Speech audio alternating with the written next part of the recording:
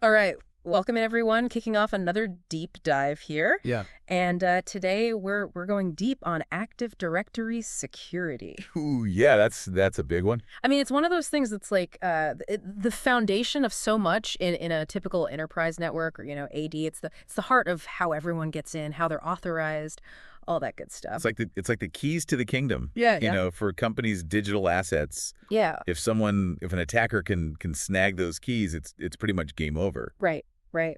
So yeah, AD security can't really overstate how important it is these days. And to really get into the nuts and bolts of this, we found a really solid piece on Medium, a pretty comprehensive guide. Let me pull up the exact title here. It's called Active Directory Security, a comprehensive guide to protecting your enterprise identity infrastructure. Nice. And this was written by Okan Yildiz So back in March of this year, so 2025. so it's pretty up to date then. Yeah, very much so. And, it's a pretty long one. It's like a 40-minute read, which, we know everyone's busy, so. Yeah, no one's got time for that. Right. So we're going to try to distill it down. Give everyone the shortcut version, right? Exactly. The key insights. Yep, get you up to speed on all the things you absolutely got to know when it comes to AD security. Exactly. So I guess to start off, Active Directory has been around for quite a while, right? Oh yeah, it's been a cornerstone of enterprise IT for like decades now. Goes all the way back to the late 90s, actually. Wow. So it wasn't really built with like today's threats in mind, was it? Well, yeah, that's a key point. Back then, the internet was a very different place. Hmm. Most networks were mostly internal, and that security perimeter was like much more well-defined. A lot of the attack techniques that we see now, they just weren't even on the radar back then. Right. And, now everything's changing with cloud integration becoming the norm. It's like the attack surface has just exploded. Yeah, makes sense. And, you also have to consider that we still need to maintain compatibility with older systems. So we're still kind of stuck dealing with some of those original design decisions and older protocols. And those can definitely introduce some security weaknesses. So it's like this foundation, but it's got some baggage, some historical baggage that attackers can try to exploit. Exactly. So what are like the biggest threats that are actively, targeting AD today? Well, the whole threat landscape surrounding AD, it's quite advanced now. You see a lot of attempts at just straight up credential theft, and they're often using pretty sophisticated tools for this, things like mimikits to grab passwords and techniques like Kerberoasting to crack them.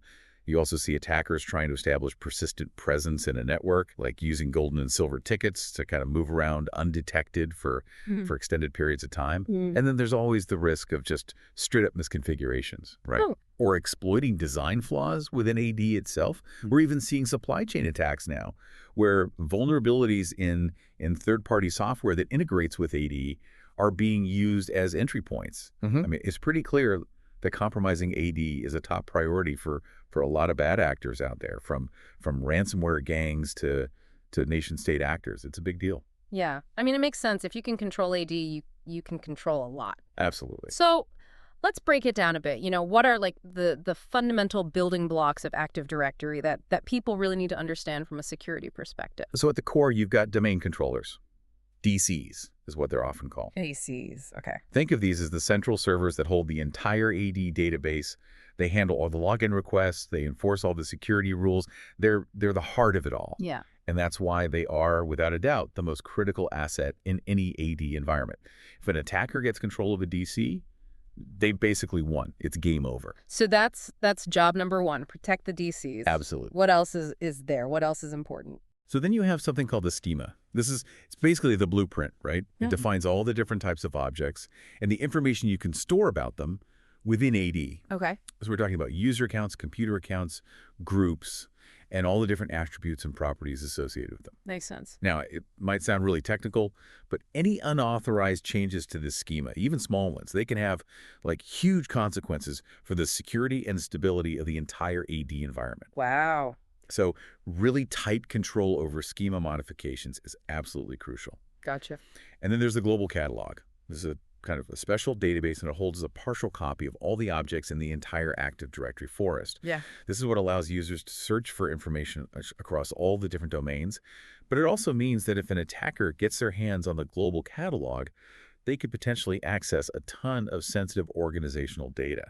So another prime target. Definitely. And then there's SYSVO, which is, well, it's a shared folder that's automatically replicated to all the domain controllers, and it stores all kinds of important stuff. So things like group policy information, which is basically the rules and settings that are applied to users and computers across the network. Right. It also stores login scripts and other configuration data. And this is why if an attacker can get control of SYSVO, they can basically start pushing out malicious settings and scripts to a huge number of systems all at once. So each of these components, the DCs, the schema, global catalog, SYSVO, they're all kind of critical pieces of this puzzle, Yeah, they're all intertwined and they all have their own security implications. and they all need to be protected. Absolutely. So let's talk about how we actually prove who we are when we try to access resources in AD, the authentication protocols. What are the main ones that are in play here? So in modern Windows environments, the main one is Kerberos. Kerberos, okay. And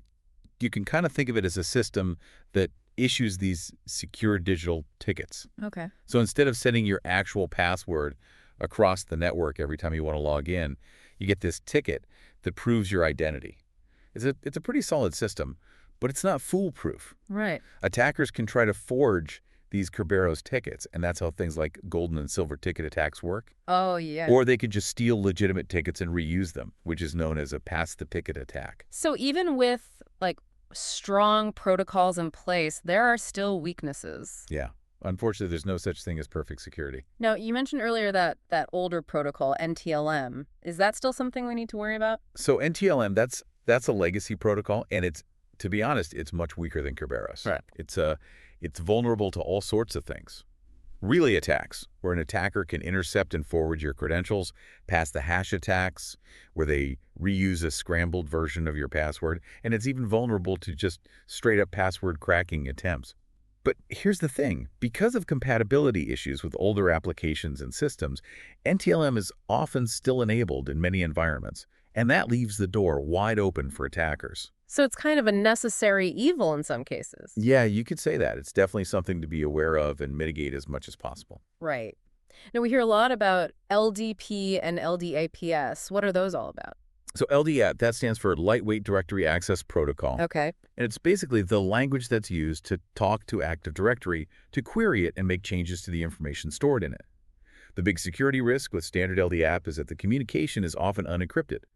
So your username, your password, all this sensitive data, it's just sent across the network in plain text, and that's a huge vulnerability. Wow. LDAPS is the secure version of LDS, and it encrypts that communication, usually using SSL or TLS certificates. Okay. But of course, it's really important that those certificates are properly managed to ensure that the encryption is actually effective. Otherwise, it's kind of a false sense of security. Right. So really understanding these protocols, Kerberos, NTLM, LDPay, LDAPS, and how they work and where their weaknesses are, that's key to really understanding AD security. Absolutely. You got to know what you're dealing with. Now, let's talk about how different parts of an organization establish trust with each other, these trust relationships. This can get pretty complex, right? It definitely can, yeah. So Active Directory lets you set up these trust relationships between different domains and even between entirely separate AD forests. So forest trusts, those are used to connect multiple AD forests, so users in one forest can access resources in another. But these trusts, they can also create these unintended pathways for authorization, which can add a lot of complexity and security risks if they're not carefully managed. It's like opening a back door that you didn't realize was there. Right. And then you have external trusts, which are typically used to connect specific domains across different forests, or even with domains outside of your organization's AD infrastructure. These can get really tricky because they can blur the lines of your security boundaries, Right. making it harder to enforce consistent security policies across the board. So within a single forest, you also have domain trusts, right? Right. And these are usually established automatically. Right. And they're bidirectional, which means they go both ways, and they're also transitive. So if domain A trusts domain B and domain B trusts domain C, then domain A also implicitly trusts domain C, even if you didn't specifically set up a trust between A and C. So a compromise in one domain could potentially give an attacker a foothold in others. Exactly. That's why understanding the direction of a trust, whether it's incoming or outgoing for a specific domain, is so important. It tells you how authentication requests can flow and how an attacker might be able to move laterally through the network. It's like they're trying to find all the hidden tunnels and back roads between these different parts of the network. Exactly. They're mapping out the trust relationships, looking for the weakest links. And that's what trust enumeration is all about, right? Yep, that's a key part of the reconnaissance phase for attackers. They're basically trying to discover and map out all these trust relationships, both within and between forests, to figure out how they might be able to move around and escalate their privileges. So with all these components and protocols in place, how does Active Directory actually manage who's allowed to do what? Like, what's the underlying security model? So the core of it all is something called access control lists, or Okay. ACLs. Every single object in Active Directory, whether it's a user account, a group, a computer, anything, Yeah. it has an ACL associated with it. And this ACL is basically a set of rules that defines exactly who has what permissions to that object, who can read information, who can modify it, who can even change the permissions themselves. And this is where things can get really complex because you have inheritance rules Right. where permissions can flow down through the organizational hierarchy. Yeah. And this can sometimes lead to situations where, uh, well, users or groups end up with permissions they shouldn't have just because of how the inheritance is set up. So it's like a ripple effect. Yeah, a small change in one place can have unintended consequences elsewhere. And this is why auditing and reviewing permissions regularly is so important. Now, what about delegation? We often hear about the principle of least privilege and delegating specific administrative tasks. So the delegation model in AD, Yeah. it's designed to let you grant specific administrative rights to users or groups without giving them full unrestricted admin access. This is really important for, following that principle of least privilege. But it's also a huge source of security vulnerabilities if it's not done carefully. Because, misconfigurations in delegation settings can give attackers a way in. And then there's the problem of permission creep, which is what happens over time as people's roles change. And they accumulate more and more permissions that they might not actually need anymore. Right. It's like everyone just keeps getting more keys to more doors. Exactly. And eventually, someone might end up with a key to a door they shouldn't have access to. So regular audits and reviews of delegation settings are absolutely essential. Okay, makes sense. Now, you mentioned groups earlier, and I know these can sometimes get, nested pretty deep, right? Oh, yeah. Group nesting, it's where groups can be members of other groups and so on and so forth. And it's a really useful way to manage permissions at scale, but it can also make it incredibly hard to figure out exactly what permissions a user actually has. Right, because they might inherit permissions from all these different nested groups. Exactly. It can be like untangling a giant knot. Yeah. And attackers can absolutely take advantage of this complexity. They can try to find these hidden permission paths to gain access to things they shouldn't be able to. So it's not always obvious just by looking at a user's direct group memberships what they can actually do. Right. You might need to dig a lot deeper to see the full picture. Now, you mentioned something called admins, deholder, and protected groups earlier. What's that all about? So admin's deholder, it's a special container within Active Directory. And it's really important for protecting those super privileged accounts, like the domain admins and enterprise admins. Okay. Basically, there's a process that runs in the background every hour by default, and it automatically resets the permissions on those protected groups to a very specific, secure configuration. So it's like a safety net in case someone accidentally or intentionally messes with the permissions. Exactly. And it's tied to this admin's deholder object. So if you need to make permanent changes to the permissions of those highly privileged accounts, you have to modify the permissions on the admin's deholder object itself, not on the accounts directly. That's pretty clever. It's a really important security mechanism, yeah. Yeah. So I think we've laid a pretty good foundation here. We've talked about the architecture of Active Directory, the security model, the trust relationships, all that. But let's get down to the nitty-gritty of how attackers actually target AD. What are the most common attack vectors? So one of the most common starting points is just straight up credential theft, going after passwords. And a surprisingly effective technique is password spraying. This is where an attacker tries a small number of very commonly used passwords against a large number of user accounts. Really? I mean, that sounds almost too simple. You'd be surprised how often it works, especially against service accounts that might have default passwords or weak passwords, and it can sometimes even bypass account lockout policies. Then you have Kerberoasting, which is a bit more sophisticated. This is where an attacker takes advantage of the Kerberos authentication process. And they request these service tickets for different services that are running under specific service accounts. These tickets are often encrypted using the service account's password hash. So the attacker can download these tickets and then try to crack that password hash offline. Okay. And what makes this tricky is that it's using legitimate Kerberos functionality, so it can be harder to detect. Yeah, it blends right in. Exactly. And then in those environments where NTLM is still enabled, you have NTLM relay attacks. This is where an attacker intercepts the NTLM authentication traffic between two systems and then relays those captured credentials to another system. And this can allow them to gain access to things they shouldn't be able to, or even just straight up steal the credentials. So NTLM, it's really a weak point. Definitely a legacy protocol that poses a significant risk. Now, you mentioned Mimikatz earlier. That's a pretty notorious tool, right? It is, yeah, and it's often used for credential harvesting from memory. So once an attacker has gained access to a system where a user, especially an administrator, has logged in, they can use Mimikatz to extract things like plain text passwords, NTLM hashes, and Kerberos tickets right from the system's memory. It's basically grabbing the keys to the kingdom while the user's logged in. Wow. And this can give them the credentials they need to move laterally within the network. So once they've got those initial credentials, their next goal is usually to get more privileges, right? Right, exactly. Privilege escalation is a key step in most attacks. Mm-hmm. And one common technique is Kerberos delegation abuse. Okay.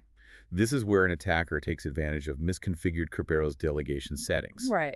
So if delegation is set to unconstrained delegation, which is basically giving a server too much trust, an attacker can trick that server into forwarding a user's Kerberos ticket to them. And this lets them impersonate that user to other services on the network. So unconstrained delegation, it's a big no-no. It's a huge security risk, yeah. Another common technique is ACL abuse. This is where attackers manipulate those access control lists on Active Directory objects. Oh. They might use tools like Bloodhound to map out these permission pathways and find ways to grant themselves the ability to change permissions or even take ownership of critical objects. And then there's group policy abuse. If an attacker gets enough privileges, they can modify group policy objects, GPOs, Okay. to push out malicious settings to tons of systems across the domain. They could install malware, run scripts, establish backdoors, all sorts of nasty stuff. So group policies, they're a powerful tool, but they can also be a weapon. Absolutely, in the wrong hands. Yeah. And then there are shadow admins. These are accounts that might not be in the typical administrator groups, but they've been granted admin privileges indirectly through specific delegation settings. And these can be really hard to find without the right tools and queries. So they're like hidden admins? Yep, kind of lurking in the shadows. So once they've escalated their privileges, they'll typically want to start moving laterally, right? Spreading out to other systems. Right. And pass the hash is a classic technique for this. It's where they reuse those stolen NTLM hashes to authenticate to other systems without needing the actual password. This is particularly effective in environments where modern mitigations like Credential Guard haven't been implemented. Gotcha. And then there's pass the ticket, which is the Kerberos equivalent. They steal valid Kerberos tickets from one compromised system and reuse them to authenticate to others. So they're basically just, replaying those digital proof of identity tokens. Exactly. Then there's overpass the hash, which lets them convert an NTLM hash into a Kerberos ticket. And this can help them move laterally, even in environments where NTLM has been mostly disabled. And then there's remote service creation. Attackers who have admin privileges on a system can use those privileges to create and start malicious services on other remote systems, often using those administrative shares. So they're not just moving, they're also leaving behind mechanisms for future access. Right, they're establishing persistence. And what are some of the ways they do that? What are the common domain persistence mechanisms? So one of the most notorious is the golden ticket. This is where an attacker compromises the password hash of the KRBTGT account. Oh, the KRBTG2 account. Okay. That's the master key, basically, for issuing all the Kerberos tickets in the domain. And if they can forge their own Kerberos ticket, granting tickets, those TGTs grant them pretty much unlimited access to the entire domain. Wow, that's pretty scary. It is. And those forged tickets, they stay valid until the KRBTGT password is reset twice. Twice? Okay. A pretty high-impact compromise. Mm-hmm. Then you have the silver ticket, which is similar, but it's more targeted. Okay. Instead of forging a TGT for the whole domain, they forge a ticket for a specific service, like a file server or an exchange server. Right. This lets them bypass the domain controller for authentication to that specific service. Skeleton keys are even more invasive. This is where they actually inject a backdoor authentication mechanism directly into the domain controllers, so they can authenticate as any user using this secret backdoor password. So it's like having a master key that unlocks every account. Exactly. And then there's DSRM password abuse. Yeah. DSRM, that stands for Directory Services Restore Mode. Okay. And it's basically an emergency recovery mode for domain controllers. The problem is the DSRM account often has a static password that's rarely changed. Right. And if an attacker can get their hands on that password, they can get local admin access to the domain controller. And that can be a stepping stone to regaining full control of the domain. So they're not just trying to get in, they're trying to establish like deep and persistent control over the entire domain. Absolutely. They're aiming for domain dominance. And how do they achieve that? What are some of the techniques they use? So DC sync is a pretty common one. This exploits the normal AD replication process. Okay. An attacker who has the right permissions, Yeah. which they might have gained through earlier steps in the attack, they can basically trick a domain controller into sending them copies of all the password hashes for every user in the domain. So they basically get all the keys. Exactly. It's a very powerful technique. And then there's DC Shadow, which is even stealthier. DC Shadow. Yeah. This is where they actually set up a rogue domain controller that they control. A fake domain controller. Yeah, it's pretty sophisticated. And this lets them inject malicious changes directly into Active Directory, often bypassing a lot of the standard security monitoring tools. Wow, that's pretty advanced. It is. They can also make changes to the admin's holder to make sure those malicious permissions they've granted themselves stay in place, even if the system tries to reset them. Yeah. And then there's SID history abuse. SID history. Yeah, that's the security identifier history attribute of an account. Okay. And attackers can manipulate this to grant themselves additional access rights throughout the domain. It's like giving a compromised account the membership card of a more privileged account. So they're not just taking over, they're changing the rules of the game. In a way, yeah. They're being very subtle and strategic. Now, before they can launch any of these attacks, they need to understand the target, right? Right. Reconnaissance is a crucial first step. So what are some of the external reconnaissance techniques they might use before they even get inside the network? So even without internal access, they can learn a lot. They can do DNS enumeration, querying the public DNS records for the target organization. This can give them domain names, subdomains, mail server information, all sorts of clues about the network structure and naming conventions. Okay. They can also do OSINT gathering. This is where they use publicly available information like employee profiles on LinkedIn, job postings, things like that, to identify potential usernames, roles, the technologies the organization uses. So even just our public information can be a risk. Absolutely, it all adds up. And they could even use password spraying in this reconnaissance phase, trying common passwords against publicly exposed login pages like VPN portals or webmail. Interesting. And if an organization has, externally accessible LDAP services, they might try to probe those to gather information about the directory structure. So once they manage to get a foothold inside the network, what kind of internal enumeration techniques do they typically use to map out Active Directory? So once they're in, they'll often use LDAP queries to actively query AD for information about users, groups, computers, organizational units, all that. This helps them find those privileged accounts and understand the layout of the domain. Right. They'll also use tools like PowerShell and the .NET framework, often with attack frameworks like PowerView, Okay. to gather information in a way that can blend in with normal admin activity. Right. It's like living off the land, using the tools that are already there. Makes sense. They'll also do group policy enumeration to identify the GPOs and their settings. This can reveal security configurations, potential weaknesses, the relationships between different parts of the domain. Right. And then they might do service principal name scanning, SPN scanning. Yes, SPN scanning. Okay. This helps them find service accounts and the services they're associated with, which are, as we talked about earlier, prime targets for Kerberoasting attacks. Right. So they're basically building up a detailed map of the AD environment, looking for the weak spots. And then there are these specialized tools that both attackers and defenders can use, like Bloodhound, right?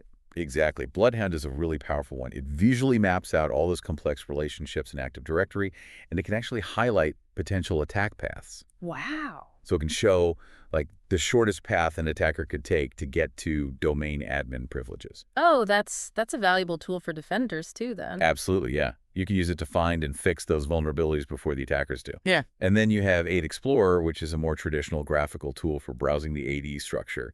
You can use it to analyze snapshots of AD offline, Ping Castle is another one. It assesses the overall security posture of AD, looking for common misconfigurations. Okay.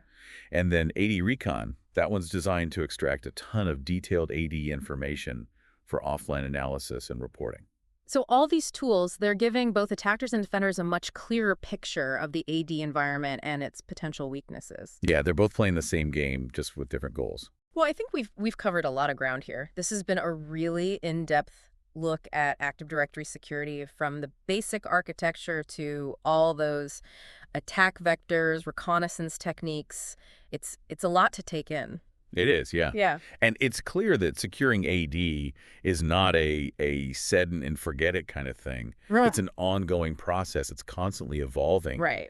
Because the attackers are constantly evolving their techniques. So we've talked about credential theft, privilege escalation, lateral movement, persistence mechanisms, the whole 9 yards. It's a lot for organizations to think about. And it's not just about technology, it's about people and processes too. Right. You need the right security policies in place, you need to educate your users, you need to have a strong security culture overall. Absolutely. So for everyone listening, as you're processing all this information, we really encourage you to think about the specific vulnerabilities that might exist in your own organization's AD environment. Yeah, don't just assume you're safe. You have to be proactive. You have to do regular security assessments, implement strong monitoring, stay up to date on the latest threats and mitigation techniques. And we highly recommend, going back and checking out that comprehensive guide by Okan Yildiz. It's a really good resource for getting a deeper understanding of all these things. And I'd also say, don't be afraid to experiment with those tools we talked about, like Bloodhound and Ping Castle. Right. They can be really helpful for both attackers and defenders. Right. So use them to your advantage, learn from them, see what you can find. And, I think one thing that we only briefly touched on, and it's something to think about, as more and more organizations move to the cloud and we have these hybrid IT environments, that traditional idea of an AD perimeter, it's kind of disappearing, right? Yeah, the boundaries are getting blurrier. So, that's something to